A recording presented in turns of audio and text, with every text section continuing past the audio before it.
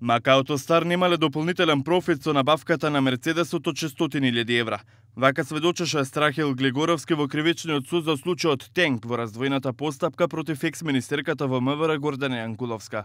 На денешната главна расправа се продолжи со сослушување на вештото лице Страхил Глигоровски, економски вештак, кој што за потребите на специјалното јавно обвинителство имаше изготвено вештачење, а секако беше предложен како сведок да се сослуша на главната расправа од страна на одбраната.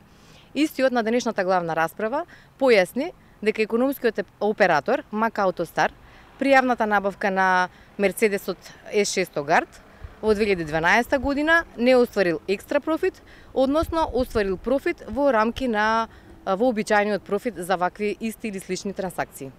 Судскиот процес продолжува в понеделник со преостанатите докази на СЈ и на одбраната. В среда се закажени завршните зборови за раздвоената постапка против Јанкуловска за набавката на Мерцедесот.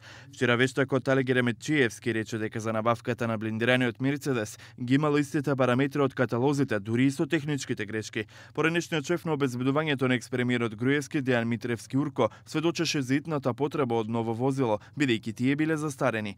Во меѓувреме апелацијскиот суд нема донесено второстепена пресуда за Тенк против поранешниот премиер Никола Груевски и екс-помошникот министер во МВР Ѓуко Поповски.